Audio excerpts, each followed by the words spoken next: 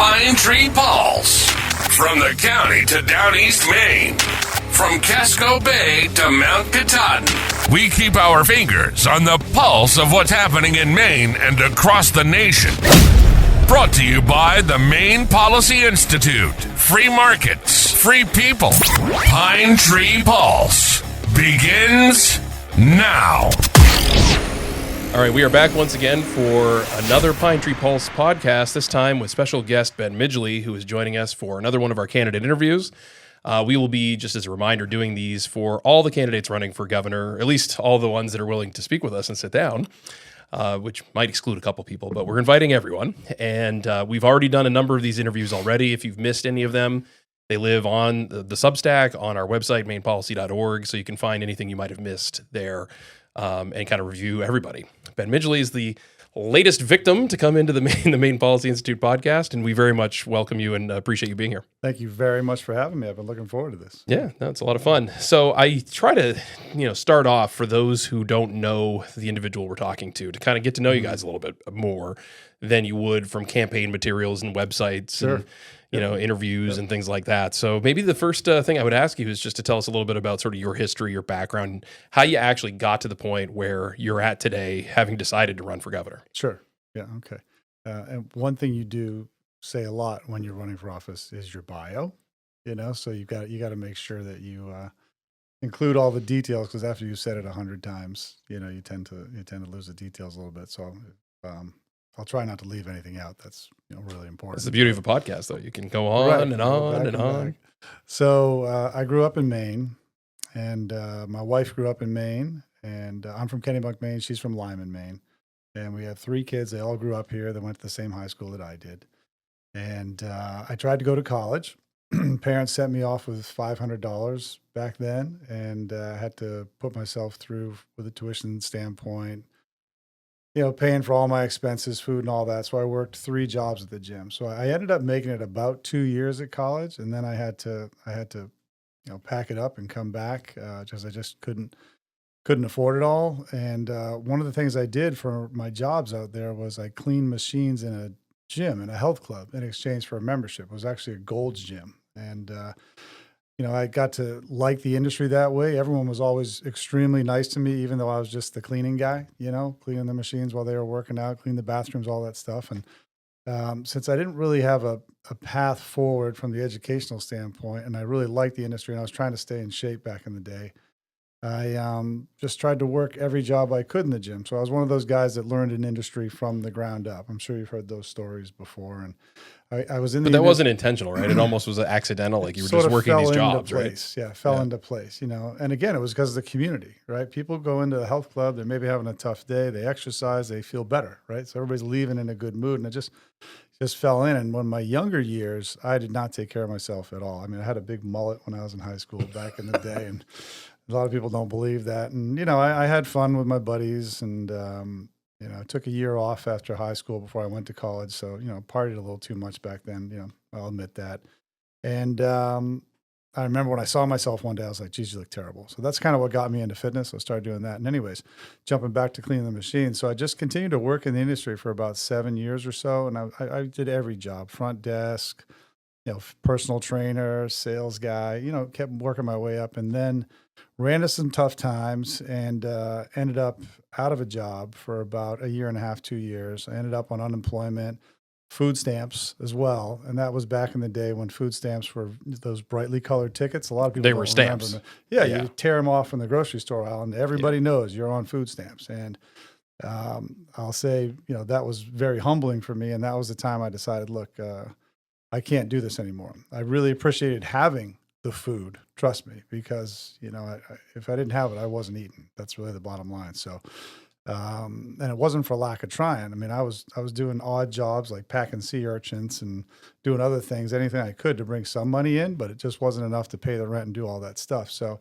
I was on that for a while. And then after that, I started to just dig in more, got back into the industry and continued to move up. And essentially 30 years later, I'm 55 now. I've ended up being the president of a company called Planet Fitness, which most people have heard of, very large fitness franchise company. Then I left that company and became the chief executive officer and founding partner of another company, which is called Crunch Fitness Franchising. And I'd partnered with some friends of mine who got involved in this bankrupt brand, which they only had 19 clubs at the time, and came in and reshaped it into a franchise company and grew that from no clubs to the number one fitness company in the United States with 500 locations, 3 million members. We had over $1 billion in revenue, and I created 15,000 jobs around the country building that company. And then left that company and moved to the board because I wasn't going to stick around for after we sold it. The company actually went through 2 transactions. So now I'm 100% out of the company and 100% committed to trying to win the state back for Republicans. Well, so what was that entrepreneurial sort of turn for you? Like, where did that come from? Because it is one thing to sort of like learn a business and work every job you can and, maybe get more successful and that kind of thing. But at some point you had to want to turn into somebody who managed and, was an executive and actually had a company that they were responsible for. I mean, that's a pretty big change from the guy at the front desk. What drove that? Well, I've been lucky enough to get some role models in the industry, that you look up to, and they're decent enough to communicate with me and help me improve my kind of career path. But, as with anybody who's out seeking advice and, trying to be a little bit ambitious, it's all what you do with it, So there's a lot of folks out there that'll get advice and they never really do much with it. So I always took that very seriously. And as I was learning the industry, what was important to me is not just learning the front of the house, customer service, sales, maintaining your facility, marketing, but how does it work behind the scenes, right? There's got to be something more to this business. So I was always just a student of the business, and then you had to learn about the the P&Ls, all the revenue, the expenses, and how your margins work, and how do you finance things. And as businesses got bigger, then you find this other element, which is private equity. A lot of people don't have a lot of experience with private equity, but private equity actually invests a tremendous amount in the industry I was in. So then that was a whole different world to learn, and got a lot of experience with different private equity groups, been involved in a number of transactions, and it just became more and more fascinating to me. And then so it was like personal interest, is what you're saying? Kind of personal interest, and always wanting something a little bit bigger, a little bit more challenging. And I'll tell you, one of the funnest parts about growing the business that I did was the very beginning. It wasn't when it's large and you've got your boards of directors and you've got these massive targets you have to hit, and you've got to open 100 clubs in 1 year and in 30 states, things like that. It was in the beginning. Can we make it? Are we going to be able to get from here to here, right? That entrepreneurial spirit. And you've got your own money on the line, right? So it's very important for you to be successful, because if you don't, well, then you're out. That's how it works. Right. And so it's just always interested in figuring it out and getting to that next level. And then, once you figure it out and you have the time to look back and say, geez, we really did do something pretty big here. Going from nothing to the number one fitness industry chain, it was a lot of fun. And what got me interested more in politics is, well, you see how many things, regulation wise, state law wise, affect all these businesses in all these different states. And a lot of states do business differently than the state of Maine does, right? But there's a large impact on it, and how long it takes to get your permits, and how many regulations and hoops you have to jump. How many states did you deal with? 48 states. What'd you miss? 6 countries. It was Alaska and South Dakota. Yeah.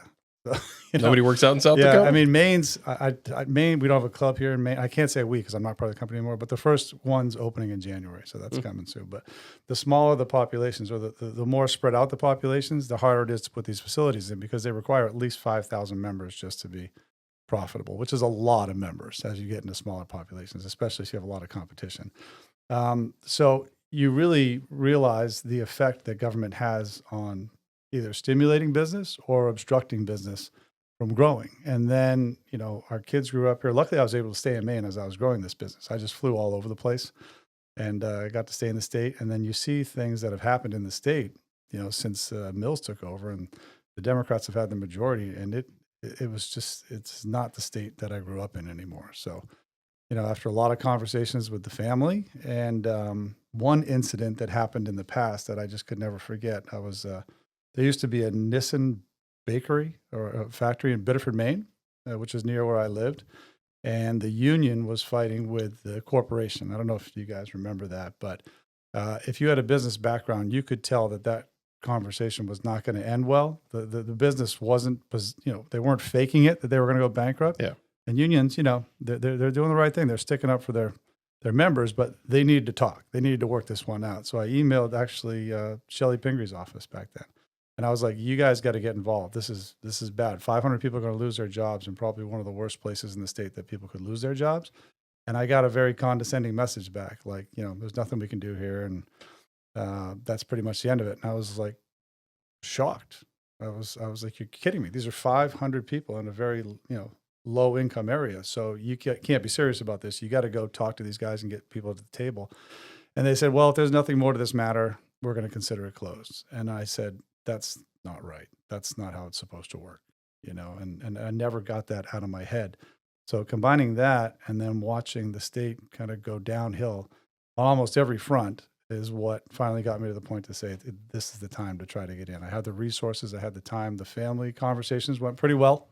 Not perfect, but pretty well. So the family's very supportive, and it's a big field, but I think everyone's, it's a big field because everyone's committed to the same thing, right? To fixing the state. And so that's why I'm here. Yeah. I mean, to the point you're making, I think that the other thing about now that strikes me is that it's just such a great time of need. I mean, you really do have to, if you're the governor right now, after Janet Mills leaves, you've got a lot of work to do. You got a lot of things to fix. There's a lot of problems in the state that have, I think, festered and gone unsolved for a long time, from the economy to education to energy costs. I mean, right on down the line. And so if you're interested in fixing stuff, if you're interested in making things better, no time like the present, right? A lot to work with here. Yeah. Yeah. And a lot of important things, right? I mean, our platform really revolves around the economy, cost of living, really the opportunity for the American dream for people in the state, because it's just slipping away from the younger generations and generations to come.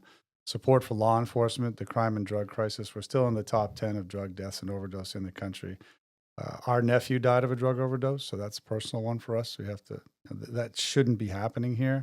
And then obviously the, kind of, I'll say it in a nice way, the support of the educational system, because it's not what it used to be on any level. So those are really the primary issues in the platform. But if we really dug into it, and I think we talked about this on your radio show, we've got at least 22 different issues you have to get into, but you got to start with the big ones, right? That can have the most impact. And then if you're an efficient manager, there's 14 primary departments in the state, and under those departments, you've got 7 to 10 sub-departments in every department. Yep. So if you manage efficiently, you understand, strategy, tactics, and timing, you can have, initiatives going in all of these areas without that much trouble, provided you have the right people running each of those areas, right? And then your job is just to coordinate what everyone's doing to make sure you hold people accountable, which this current administration doesn't do on any level. But you can take those business practices, and mine was a large, complex business, right? And then apply those to government from that standpoint. The only thing you have to really be aware of is that in government, every dollar you take, there's somebody on the other end of that dollar, and every dollar you spend, there's somebody on the other end of that dollar too. So it's a little different than just revenue and expenses for business. So you've got to be a little more thoughtful, a little more purposeful, and but move just as expeditiously, because now you're dealing with people, and you got to show good results to really help people. I find your story about coming from American dream, climbing up the class ladder, very interesting. And we have a lot of other Republicans as well who don't really necessarily have a more traditional political background. It's pretty much all of them, right? Yeah, I mean, we have Libby pretty much, yeah. And kind of we had a episode with him, DC guy, tough on crime guy. I forget. Oh, you're talking about Bobby Charles. Yeah, Bobby Charles. Well, yeah, but he's still, even he's not been elected. Yeah, exactly. So when it comes to I don't know if you've given this much thought, but when it comes to the big picture and how you sort of think of yourself among Republicans, would you consider yourself sort of a free market person, or a more traditional conservative, or an America First guy? Within the conservative movement, have you really given much thought as to how you personally sort of fit? I'd almost say all of those things, because I don't think you have to be personally defined by one of those. The motivation for me at the end of the day is just to help Mainers.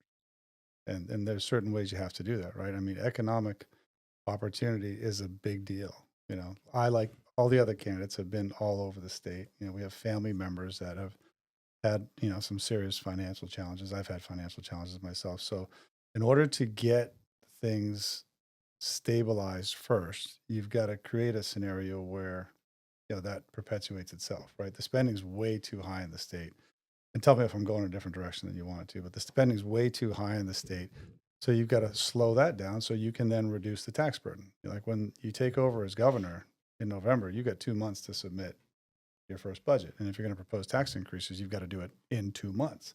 So you've got to know exactly what you're looking for in thousands of line items of expenses, right, to get those cuts down. Because if you're going to propose tax decreases, you've got to, you know, you've got to find a way to do it. The money, exactly, right? 1 + 1 = 2. And 70% of the revenue comes from income tax and sales tax, right? So, you know, I get a kick out of some people out there that say they're going to just cut the budget 50%, or we're going to take, you know, billions of dollars in tax cuts the first year. Well, where's that going to come from? Because you know what? Nobody's seen the numbers. Nobody's seen the numbers. So you have to be very, very efficient at getting in there and doing that, which, having a business background, very helpful, right? You can cut through that stuff pretty quickly, but you have to find out exactly where these dollars are going, who's it affecting, who's it helping, who's it hurting, and then you've got to make the right decisions, because I'm very conscious that if a Republican goes in with this chopping block to just say, let's cut expenses at the expense of lowering taxes as low as we can, you may end up getting people so upset with Republicans that you don't win another election. And that's not what we want. We want to win not just for 4 years,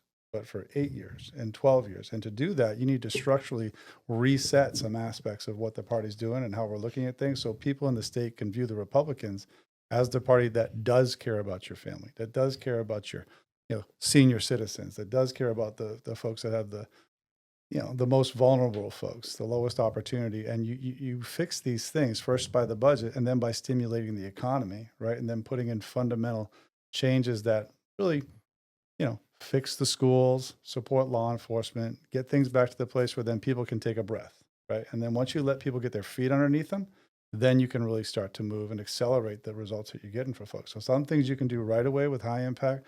Some things are going to take a couple of years. Some things are going to take a longer time frame, you know, so you break it up into those buckets, and then you run after that to, you know, to get things right. And then pretty soon, you know, 3 years, 4 years later, people look back, they go like, you know what?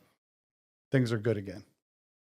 Did I go too far on that one? No, that was great. Yeah. Okay, just wanted to make sure. Well, you had mentioned tackling the big stuff first, Mhm. and you know, you've in some sort of general terms kind of identified the economy as one of these things, and spending and taxes and whatnot are another, you know, aspect of this.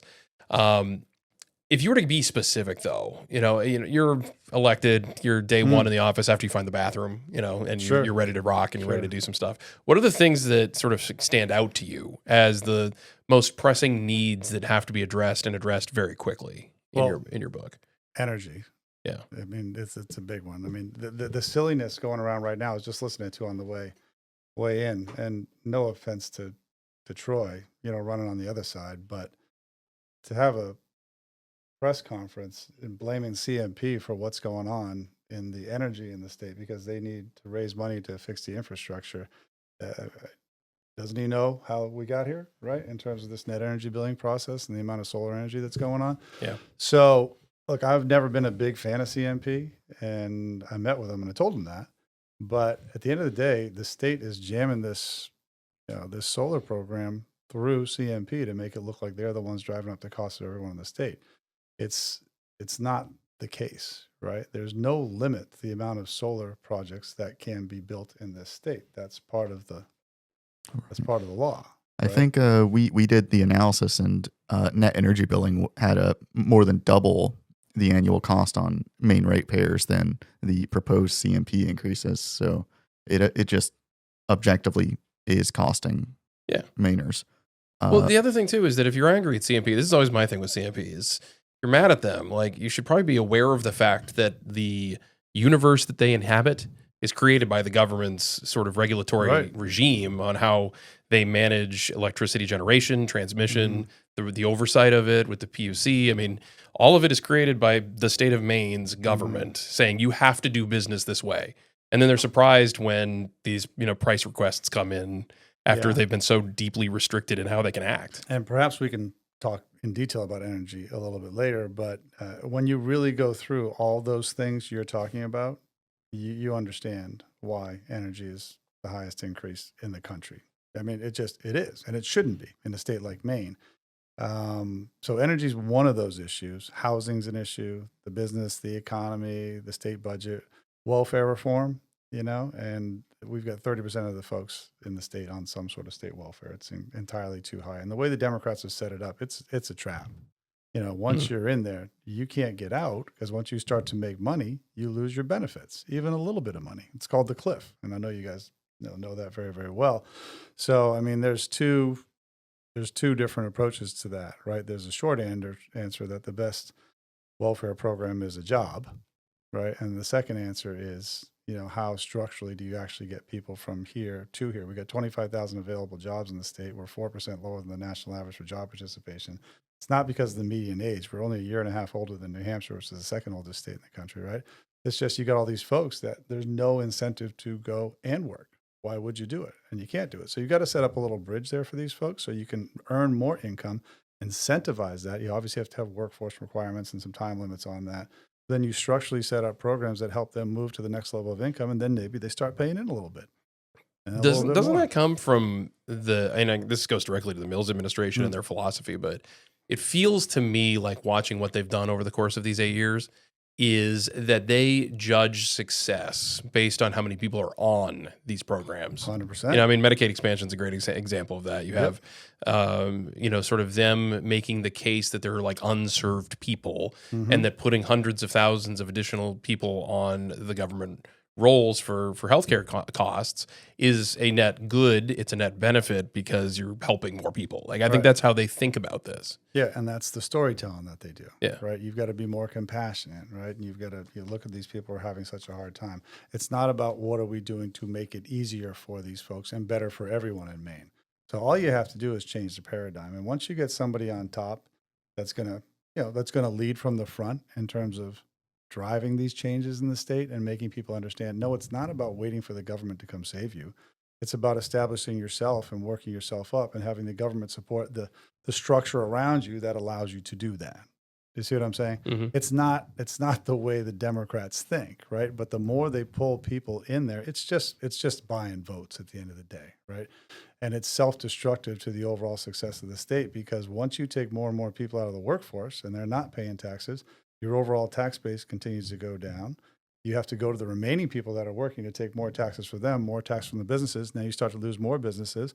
Doesn't take long for the high income earners, which they're already doing, to move out of state for 6 months and a day. I mean, there was a lot of people in the room the other day, at the event, that have residency in Florida that don't pay taxes. Oh, no, we joked Ben is referencing that we just did our Freedom and Opportunity event, which you were kind enough to go to. Thank you for being there. That was great. The keynote for that address, for that event, was Senator Rick Scott of Florida. And we were actively joking with most of the people that were there that he's actually some of the people in that room's senator, because of how much time they spend in Florida to avoid the rather onerous tax regime that we have here. Yeah. And look, I don't mind saying it. Look, like I said, I've had nothing, and I've been gratefully very successful. You should see my tax bill. I'm paying a tremendous amount into the state. I don't even want to tell you, so I feel good that I'm supporting the state programs, but I can see easily how a lot of people say, you know what, I could move one zip code over and I could save a lot of money if I lived in New Hampshire or something like that. And the more the state continues down this path, people are going to do it.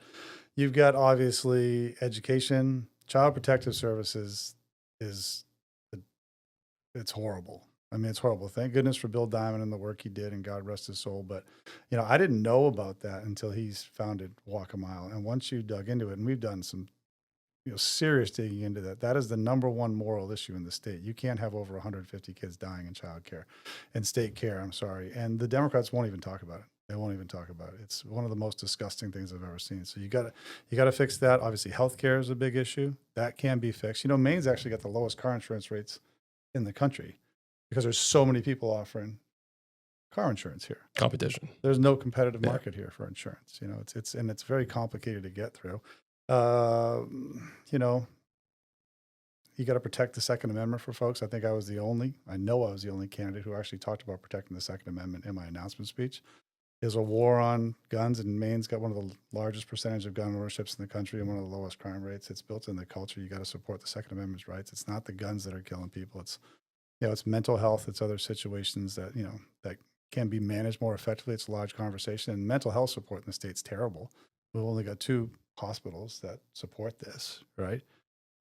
So we need to put more emphasis on that. The way the state's handling, it's not just immigration, but support for illegal migrants. It's hundreds of millions of dollars. It's hundreds of millions of dollars. Once you fix that and shut that off, then you've got a lot of relief going to people in the state. And the state's playing a shell game. They're not going to tell everybody how much money they're spending on this. But when you do an add-em up of all these dollars, there is so much money that hardworking Mainers are paying for this that they shouldn't be paying for. And then obviously property taxes. Property taxes are insane. I was just talking to somebody from Yarmouth the other day. They had an $8,000 tax bill. It's now $30,000. Yeah, you're talking to one of them. Oh, there you go. I just got mine in my mail. And a little notice comes out. If you're having problems with your property taxes, here's ways to get relief. Well, how about not charging people that much? I got that card too, and nothing on the list applied to me. Right. Because it was all stuff like if you were, retired, and, if you were a veteran, if you were disabled, if you things that don't apply to me. So I'm stuck with the bill. And they had this resolution. Sorry, you got me on a soapbox, but they had this sort of dispute resolution thing that they had set up. Like if you didn't like the revaluation total on your house, you could try to get them to reconsider it. Which, why would they? I mean, everybody I know who did that has the same. I actually know 2 people who have higher numbers after they did the reconsideration of the original number on their bill, and all of their property taxes have gone up by thousands and thousands of dollars. When I moved to that town in 2017, my property tax bill was now more than half less, if that makes sense. Right. So it's doubled plus. And the town ran, I'm sure, on the income they had back then. My question is, what are they even going to do with that much money? When all these municipalities go through these reevaluations, because it's happening all over, right? You don't need that much more money to run your budgets if you were running your budgets fine before. The state can get involved in this, and we just put forward a policy. We're the first ones to do it. And there's some hoops you have to jump through, but you have to make sure if the state or the municipalities are going to get the 5% share of the sales tax revenue, and the schools are going to get the quote unquote 55% support for their school budgets, that money's conditionalized. So if you don't keep taxes down or lower taxes, you don't get that money anymore, because those programs were designed to help municipalities keep the property taxes lower for people, failed miserably. So that's kind of a creative look that could have been done by anybody out there in government. But I think sometimes when you come from the outside, you get in and you start asking questions. Well, how do you change that issue legislatively? And you hear your answers. Well, what are the statutes around that? What are the laws around that? Well, have you tried this? Well, we could try that, but it won't work because of X, Y, Z. Well, what about this? Well, we've tried that before and it didn't work. Well, what about this? You know what? We never tried that. And that's where you start to pressure test, right? Because you've got to find more creative ways to get relief to people. And then you get tax relief to people. Both times there was a tax reduction in the state. Well, recently, 2011, 2015, you got a small dip in tax revenue, and then it exceeds expectations. Same thing happens nationally. You lower taxes for people, you make more revenue. People spend more. So little changes like that, you start to put those in place, then all of a sudden things start to turn. People start to see relief. But this property tax thing's out of control too. And I'm now hearing some municipalities, I don't know if you have too, are charging on sale value, not on assessed value. So whatever your house sells for, now they're whacking you for that, which is insane, because there's always this delta between what homes are selling for and what they're assessed at, right? Which is good for people. But once they start turning that corner, oh my God, there's almost no going back. Infrastructure is a huge issue. Right. I mean, you still have all sorts of bridges. I think 50% of the bridges are viewed as unsafe. Yeah. You got $3.1 billion in, wastewater treatment that needs to be invested. I mean, you go down the list, but we've got $12 billion budget, don't have enough money to fix the holes in roads. So I think you can do all sorts of effective things with that. You got something going? I see the eyes going over here. You got a question there? Yeah, I mean, I think that even the Democrats have actually started realizing that they need to act on property tax. They have the task force because that it's they're an election year. Yeah, yeah, exactly. Isn't that funny how it coincides with what the date on the calendar is? I wouldn't be surprised. Electricity is all of a sudden too expensive too, right? I mean, exactly. With Mills finally cracking down on education too, and our underperformance as a state. Oh yeah, back to basics. Finally, again, election time. Yeah, exactly. I think that we will see some very interesting movement in the next year from them. I would not be surprised if it was all policies that don't go into effect until around November, anyways. So we won't be able to actually respond with policies or to the effects of the laws they're passing, or the lack of the effects. When it comes to what you would do in office, are there any particular bills or specific policies? LD1. Yes. Like right out of the gate. Like this is Governor Midgley's first What is bill. the Make Maine Great Again bill or something, or whatever you would call it that you think you would propose? Yeah, I mean, there's a long list of that. I mean, there's obviously things out there you have to kill, right? There's a whole number of bills, right? You got to go after everything energy wise. You got to go after the sanctuary state bill. You got to go after the bill they're trying to increase personal income taxes, business income taxes, 4% capital gains rate. That's going to kill business. So I mean, you can go down the list on the things that you have to stop. In terms of new bills, well, everything is about regaining the footing, at least for me, for people in the state. People, the state doesn't care about people anymore. They literally don't. They view an initiative, if it meets their ideology, as whatever we want to fund. There's enough money out there that we can just take from everybody and fund it, right? And as they continue to have the majority, that's how they'll continue to think. I mean, that's why you get these progressive Democrats, and the representatives and the senators just, trying to roll even past the conservative cuts that the governor wanted to make in the budget, right? They don't care anymore. And when you don't care anymore about the spending, that means you don't care about the people in the state.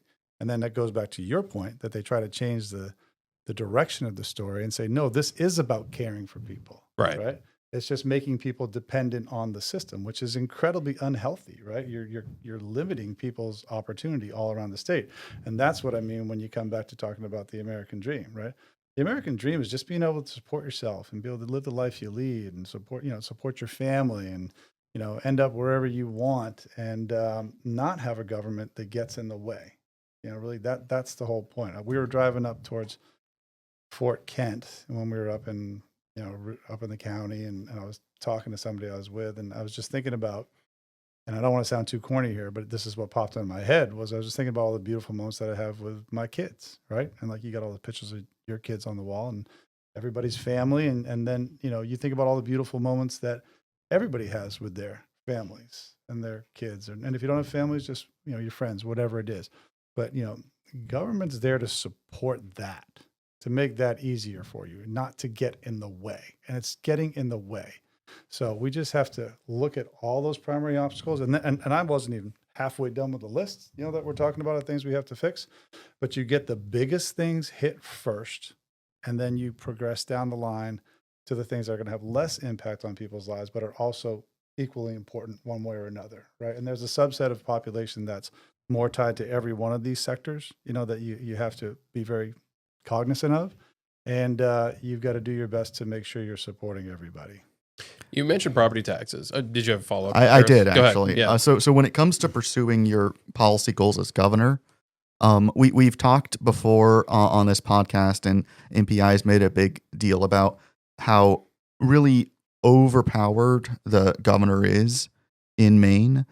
Do you see yourself as sort of using potentially a lot of LePage bully pulpit tactics, potentially to sort of, the fact is the Senate right now in Maine is heavily Democrat, and who knows even about the House. Yeah. If you have a Democratic opposition in the legislature in either house, it could be pretty difficult or both. Exactly. It could be pretty difficult to force them. There are plenty of strategies. We've complained before, especially after Governor Mills and the Respect Maine lawsuit. You could technically, as governor, declare a special session every single day and force the legislature to come back into session. So there are a lot of tools, but would you see yourself as someone who's willing to use a lot of those tools to get what you want policy-wise? Yeah, a couple points on that. You guys have actually done a lot of great writing on that in terms of, like emergency powers that were there during COVID, things like that. No, don't get me going. Yeah, we're going to start talking for a while if we do that. There's certainly abuse there, I think, but there's times, you need to use it. I don't really, and I've never had to in my professional career, just roll over people. Something I'm willing to roll over people on is energy. That one is off the rails. It's It's choking senior citizens and low income folks and businesses. So you got that one I'll step on very hard because it has to be fixed. Energy is sort of the key to everything economically. But structurally, I'm a heavily collaborative person. I've always believed in proving yourself to someone before, before pushing anything too far. I'll give you an example in the world of franchising, right? And when you work with franchisees, I'm sure you've heard of franchise associations, right? Franchise associations form whether you're a big company or whatever because they're protecting themselves, right? And they want to push back against a franchisor that wants to just jam everything down their necks because the franchisor is in it to make money, right? The franchisees are also in it to make money. But at the end of the day, the two groups are partnered together one way or another. So if you work out something that's best for everybody, everybody does better. That, though, takes time. It takes patience. It takes a lot of listening. And a lot of times, some people just want you to hear them, know that you're understanding them, you're contemplating what they're talking about. And even if you disagree and you say, you know what, we're not going to be able to work with that, you get a lot of credit just for taking the time to do it. Does it take more work? It does. Sometimes are the things you hear just going to be off the wall and you're just like, that's never going to float. Yeah, sure. But you build, capital and credibility, whether someone's on your side or not on your side, by going through the process. Then eventually what happens is over time, when that becomes your method of operation, you get to the point that things start to move better because people understand you're trying to be fair, but your ultimate goal is to do the best thing for the most people in the state of Maine. That's really the North, the North Star is that's what you're shooting for. So I think you have to put in the time up front to do that. Not be bogged down on it process-wise for those big issues we're talking about that have to be addressed right away. You're going to have to lean into those ones. But if you want to be, leading the state from a Republican standpoint for 8 years or 12 years or 16 years, you've got to structurally change that so you can authentically then use that bully pulpit like the Democrats are using now to tell all these stories about energy and all these things they're doing to take care of people, which are actually hurting people, to get the message across effectively that no, Republicans are the one that just want you to be able to live your life, support yourself, enjoy your time with your family, and then people will start to internalize that, and then you're rolling. So I want to follow up a little bit on some of the things that you were talking about with property taxes specifically. It's fascinating from a policy perspective to look at New England in particular, not just Maine, but also New Hampshire. I think Vermont, Massachusetts, the region is pretty high in terms of its property taxes. And when you start to dig down into the reasons why, it really is pretty clear that it has a lot to do with the way that we administer local government, particularly schools. I mean, you mentioned schools as a primary driving factor of all this, and it certainly is. The school funding formula is really, I think, fundamentally broken, and it's one of the reasons why everything's so high. But it's also, a choice that we've made that, LePage used to talk about. I mean, I hate to say it, but Baldacci used to talk about back in the day. How much administration that we have, how many superintendents, how many school districts, all those types of things. Mainers love them because it means that you have, your local school. Yep, like if I live in local control. Totally. Yeah. I mean, I live in Yarmouth and we have the Yarmouth school system with a Yarmouth superintendent, and it's all kind of in its own little cocoon. And if I have a problem with what I see, I can call somebody in my local neighborhood basically and complain about it, just down to the town office or somewhere else in town that I can get to somebody like that. The problem with that is that it comes with a cost. Like that is an extremely expensive thing. So I guess my question to you in this very long lead in is how do you meaningfully make a difference in property taxes? Because this is one of those things that I hear politicians talk about constantly. Everybody says it's a problem. Everybody wants to do something about the problem. And then when they're in a position like being elected governor to be able to maybe tackle it, nothing changes because it is a really hard nut to crack. You have to fundamentally alter basically everything about how we fund local government if you're going to really do it. Yeah. I mean, and down in Florida, since we were talking about them, I don't know if you heard DeSantis. They're trying to get rid of property. He was just talking about getting rid of them entirely. Yep.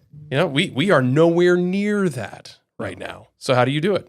Sure. So, New Hampshire obviously doesn't have sales tax or income tax. Right. And so property taxes driving their But that was always what people said about us was that theirs are high because they have to fund everything that way. Right. Ours are just as high, and we have all those other taxes. Right. But that's the spending problem, first of all, right? So spending is completely out of control. Obviously, it took 200 years to get to a $7 billion budget, and then just 6 more years to get to a $12 billion budget. So there's clearly some fundamental issues when it comes to spending, which is why once you get into the budget, you're going to be able to see exactly where those dollars are going and pull back significant money, right? Once you start to pull significant money back, then there's not as much a need for taxes, which rolls into your tax cuts, right? That you're going to have to propose very quickly. In terms of, But can I pause you there for a second? Yeah. Because we got to deal with this. Like Yeah. the money is in the Department of Education and the Department of Health and Human DHHS, Services. 78.8% of the budget is those two categories. Right. So that is fraught. I mean, Right. if It's Governor just Midgley, exactly where do you take it out of? yeah, I mean, Governor Midgley proposes a $200 million cut to the Department of Yeah. Education. You know, and I know what's going to happen. Yeah. Even if it's justified Sure. cuts, Well, right? now we're going in two sections, so let me forget to Sure, no, finish of the course. school stuff. But well, my point is, because when you're a business guy, right, and you run a large business, you can't say exactly what you're going to cut out of that until you can see the exact numbers where all those expense lines go and understand where those expense lines go. So you can say you're going to cut $200 million or 300 or 400, but I only refrain from being too detailed because you need to see the actual data. But once you get in there, that money's going to be there, right? There's definitely ineffective programs. I mean, just look at the whole procurement process, right? You got $2.1 billion that didn't go through a best bid format. There's certainly money that can be found there as well. Getting back to the school situation, the best option that I've seen so far that we've thought of is conditionalizing the money that the municipalities get, right? So if you're giving, Mills brags about 55% of the school budget's being paid for by the state. Doing that for the first time ever, she said, and that was supposed to lower property taxes by 15%. It didn't do it. Property taxes are just going up. School budgets are going up. I think you saw at least a dozen school budgets shot down this year. I live in a very liberal area, I live in Kennebunk-Port. I grew up in Kennebunk and Arundel. I've never seen that school budget shot down. It's failed twice. They're going back for the third attempt. And that's also because it was timed during the reevaluation. So all of a sudden, everybody's taxes went up, and then the school, from the reevaluation, the school budget went up, and then the most liberal town or one of them in Southern Maine said, no, they've had it. And once that type of a population has had it, there's a problem. So I think creatively, because like you said, it's a logjam. If you're going to do it, you have to understand that property taxes are at crisis level. I mean, they are. You've got municipalities telling seniors they got to take out loans to pay their property taxes. I mean, what is that, right? Just reduce your mill rate to the point that you don't have to do that, but they're not doing it. So the state's going to have to be fairly heavy-handed to go in there. So the best way we've found so far, and you've got to work through all the logistics, is to conditionalize the rev share on the 5% of the sales tax revenue and conditionalize the money that the schools get for their budgets from the state. If you're going to get this money, taxes either go down or they stay flat. And really, they have to go down. If not, you don't get the money. Then let's see what happens. Yeah, that's an interesting approach. I think what you would hear from them in response, and believe me, this is devil's advocate, Matt, but I think that they would say that so many of the things that are driving cost are out of their control, inflation related, labor related. I mean, you hear that from schools a lot, right? Which is, it's like, oil costs more and the janitors cost more. And like basically the rising tide of prices has just sort of overwhelmed us. So, when every time they propose a new budget in our town for the schools or for the town, you hear that this is a very marginal, responsible budget. They've pared down as much as they can, and I know that's not true. Yeah, it's just selling it. But when they have numbers that they can use to sort of rhetorically back up what they're saying, damn lies and statistics, as they say. Sure. Then it's a compelling thing for most people. That's the easiest way to sell it to people. Yeah. But, look, the state is also responsible for a lot of these cost increases.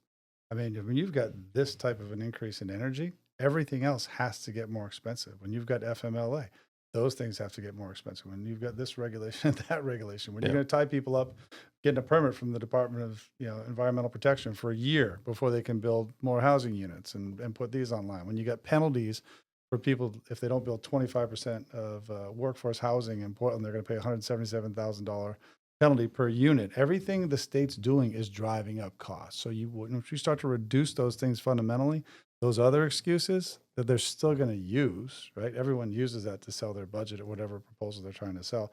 They're going to have less and less credibility. But there's a process you have to go through. In the meantime, You got to do something drastic because right now people are getting killed by property taxes. And if you can't get it through all the way there, that's your starting point. And then you negotiate to the point that you can get something that means meaningful relief to people. You mentioned housing a number of times in this sort of offhandedly.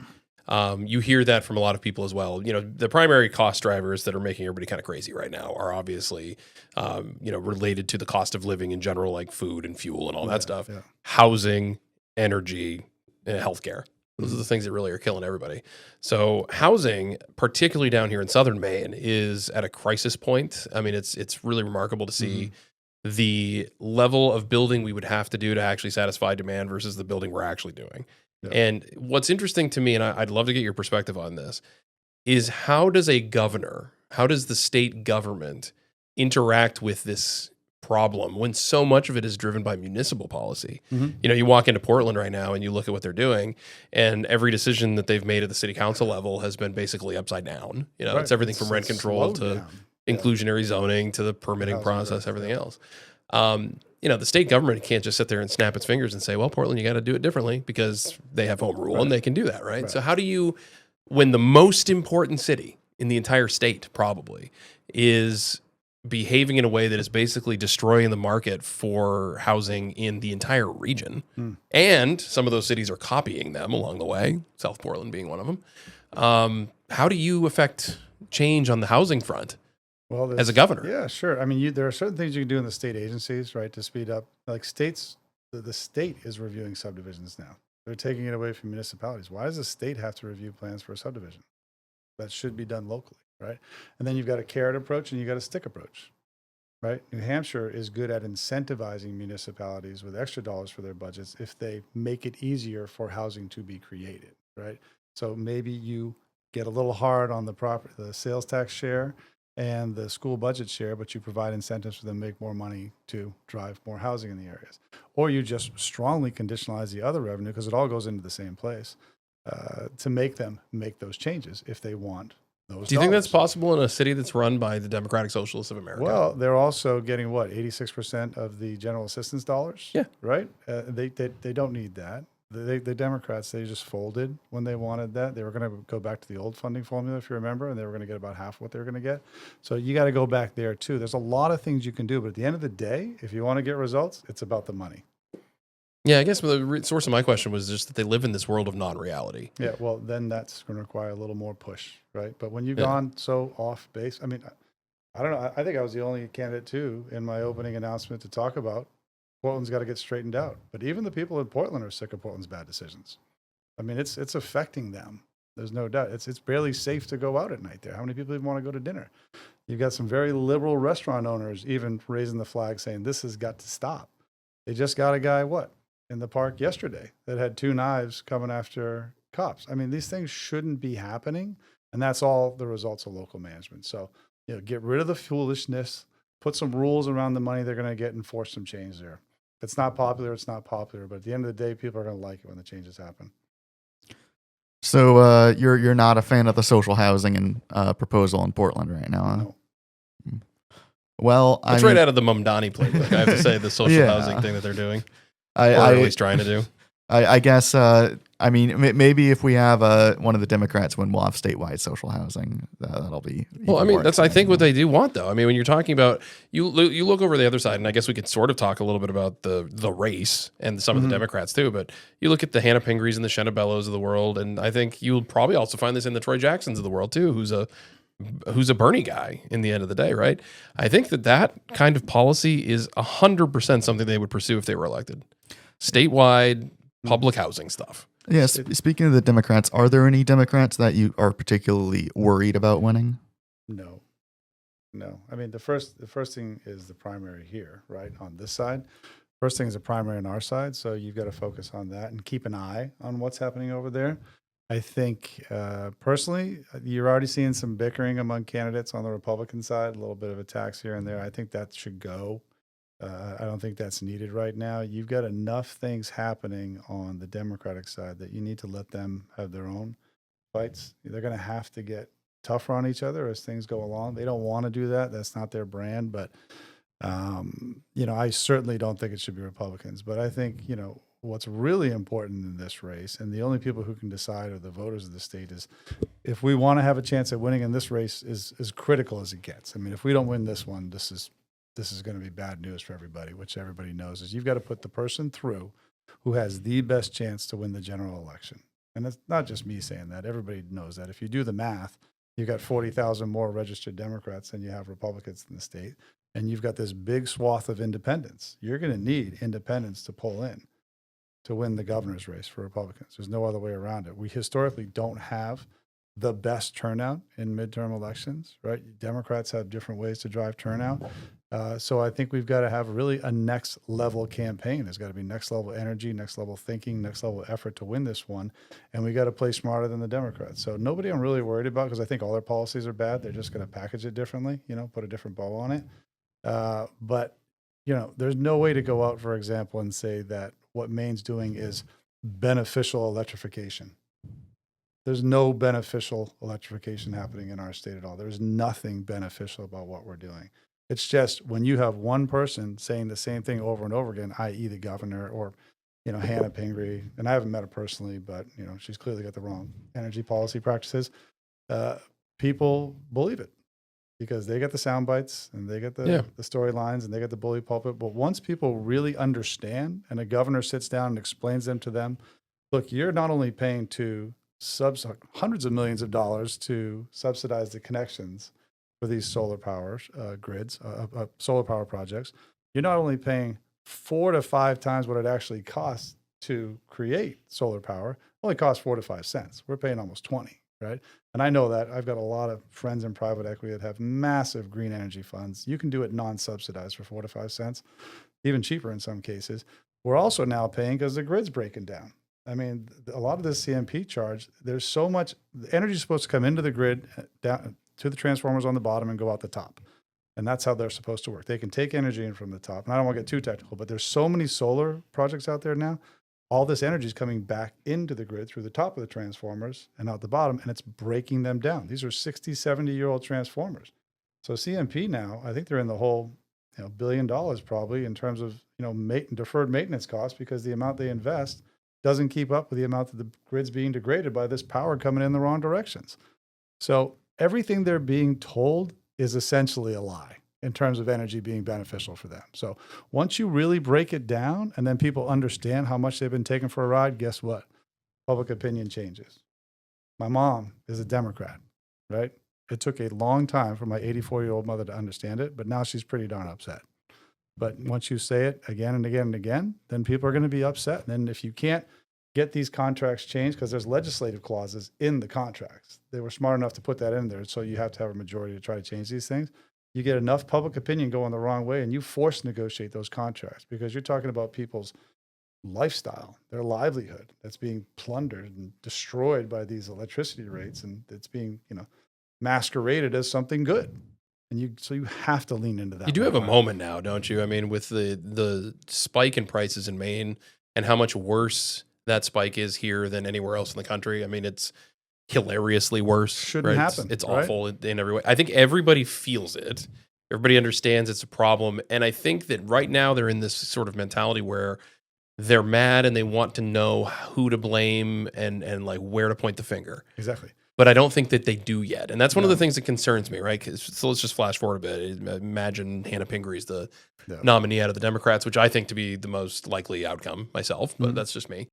Others might disagree, but I think if it is someone like that, they have, I think as you alluded to here in some of your prior comments, they have a real ability to sell their vision, clean energy, right? Trying to protect against climate change, all these types of things. It's quite a yarn they spin, and it's a real, I think, compelling argument the way they make it. It's complete nonsense though, and it's driving these costs here that I think everybody's feeling, and that's kind of the moment I'm talking about here. Is that there are people that are upset and angry and frustrated, and they want somebody to blame. I'm just worried that when you have a slick-talking Democrat whose entire life for the last several years has been related to like clean energy stuff, that they're going to be able to sort of convince people that all the things that are contributing to that cost are not actually the problem. Yeah, and it's a good point, and it could happen. But the key word you said earlier was moment, right? It really stuck out to me because I think about that a lot, actually. I think this is the opportunity that we have as a state to, turn the election our way. I don't think things are going to line up better ever again. And I think if we don't win this election from it's pivotal standpoint, right? That things are either going to continue down the wrong path or we're going to break this because people are at the point where they can't take anymore. If you add energy bills, taxes, insurance, lack of opportunity, what's going on in the educational system, lack of business opportunity, it just goes on and on and on. We just need the right messenger on the Republican side to counter what they're going to say with the right language over here. And honestly, if you're a mad Republican and you're screaming and yelling, I don't think they're going to listen to you, right? You have to approach these people differently. You have to use facts without overcomplicating it, but making sure you hold your ground and explain to people, no, it's not that. And it's not that because of this. And if we just do this, you're going to be here. And to me, it's almost that easy. But like I was saying earlier, it all depends on who gets put forward in the primary and how well that person gets funded. Because the other thing you got to deal with in reality is this is going to be an incredibly expensive marketing campaign that's going to happen here. You're going to have what, $400 to $600 million going into Susan Collins' race with everybody buying. You're going to have a very expensive race between Paul and Jared up there. The governor's race is the least expensive one. So you're going to raise the least amount of money. It's going to be the least expensive overall race, but you're going to pay the same marketing rates that these huge national rates are paying. So the Democrats do have an advantage from a money standpoint. And, the tricky thing with raising money in the primary for the Republican side is, there's so many folks, there's only so much money you're going to raise in a primary. And then you've got to get everybody on board pretty quick and hopefully get some national money in so you have enough juice to market against not just the money machine on the Democratic side, but they've also got the bully pulpit now too, right? So they can use free airtime to continue to push their message. So it's a tough task. It's not going to be impossible, but like I said earlier, it's going to need a next level campaign.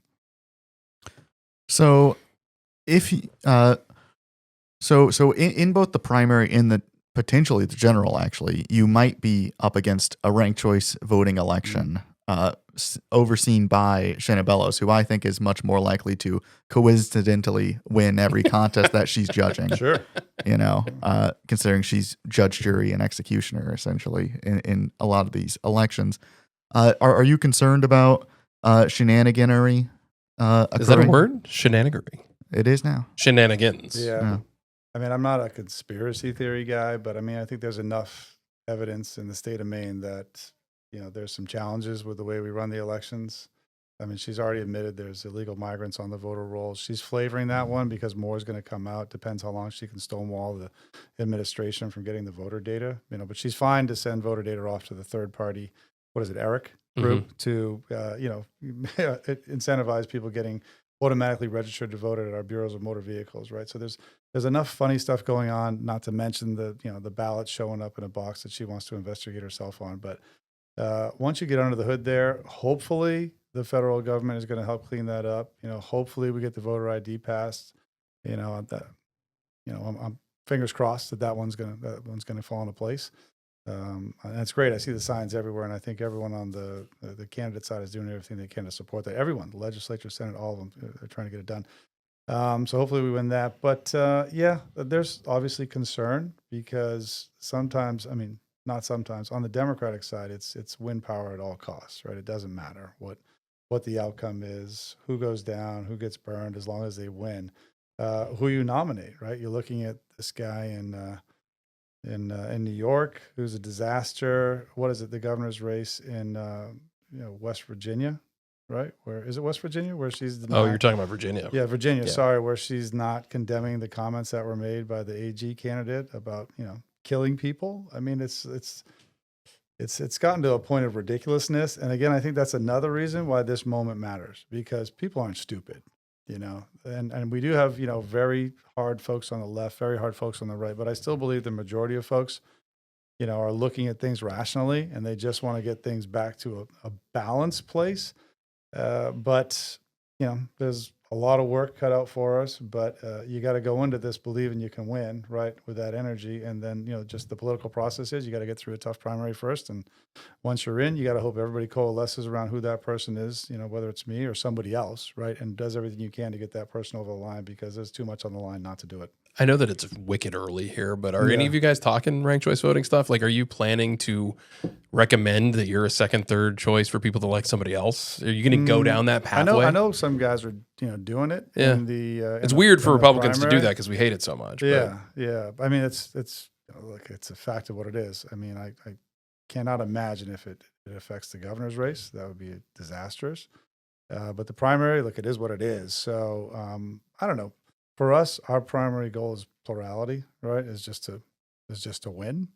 And then ideally, if you go into the calculation, then, ideally we're gonna run the right campaign to get the second votes. But it makes it unduly complicated, to have that in our system. Here's a weird question for you, and we're kind of coming to the time that we're wrapping up here. But so by all means, share any other thoughts that you might want to have the audience know about. But there are other races happening in the same year, which you mentioned a moment ago. You have obviously the Golden Race versus LePage, although that's got a primary now, and you got Matt Dunlap in that one too. But we just had this week. We had Janet Mills announcing that she is in fact running for U.S. Senate, which I find an interesting opportunity for you guys. I mean, if she somehow makes it through the primary there against Graham Plattner, which I think is still an open question. Harris's eyebrows are going up saying no way that's happening. Well, I don't know if there's no way, but that's a coin flip to me. 80-90% chance that Plattner wins. You think so? Yeah. Well, let's just say for the sake of argument, she makes it through, right? You're gonna have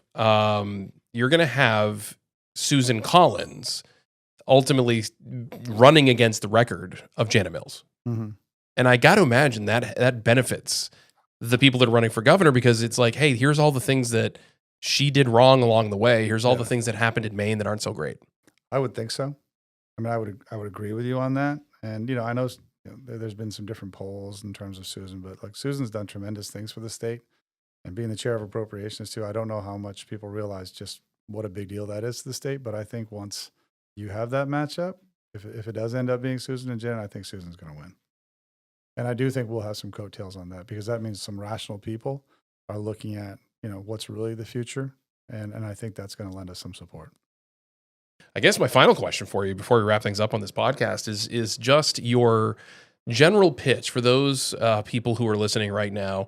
They have so many choices, which we've talked about, right? There's so many candidates that are running on both sides. And we've even talked about, Rick Bennett being as an independent in the middle too. Sure. So you have things to pick between, right? So that can be confusing, and that can be hard for a lot of people that are just getting to know all of you. So if you were to make your pitch to the people that are listening, why you instead of one of the other candidates? Why are you the best one out of the mix to ultimately be governor? What is that pitch? Yeah, I think the benefits I bring to the job, right, first are my life history, right? Having been in a place where I've had nothing and been in a place where I've been very successful, and having to go through all those phases, it really has shaped my perspective and allowed me to see things from different angles than I think anybody else in the race has. Nobody else has my same background. Nobody else in the race has come anywhere near creating the amount of jobs that I have. You can add up all of the candidates on all sides of the race, take the amount of jobs they've created, multiply it many times over, and you still have not come anywhere near the level of jobs that I've created. So I get that. I get stimulating the economy. I get what it takes to go from here to here. It's literally what I do and have done. Couple that with growing up in the state. My wife's from the state. Our kids are in the state. Our kids have gone through the full educational change. We've been in it up to our eyeballs. Social emotional learning and restorative justice and everything like that. And you have got so you want to talk for another 45 minutes? Yeah, in right. This podcast, I'll right? make it quick, but good Lord, you've got to be such an involved parent just to give your kids a chance right now. And, I think I mentioned it earlier, losing our nephew to a drug overdose, the way the state's treating things like that are horrible. But at the end of the day, I think someone with my experience, and it's always hard to be self-promoting, right? You want to try and be a humble person, but can do a better job bringing opportunity back to the state than anybody else. Yeah, it's one of those things you have to do as somebody who's running for office. It is. Well, we really appreciate it. Harris Van Pate, myself, and everybody who, of course, listens to our podcast. Appreciate you being with us here. Thanks for First having of me. many This was conversations. great. I know that we'll probably do this once or twice more before the end of the campaign season, but this is a nice way to kick things off. So thanks so much for being with us, Ben. Thank you. All right, that's a wrap for us on the Pine Tree Pulse, and more candidate interviews are coming. If you missed any of our prior ones, again, they're on the Substack, mainpolicy.substack.com, and then you can go on mainpolicy.org as well and find them there. We will be back again very soon for our next Pine Tree Pulse podcast. Thanks a lot. This has been Pine Tree Pulse, disrupting the Maine political machine, one podcast at a time.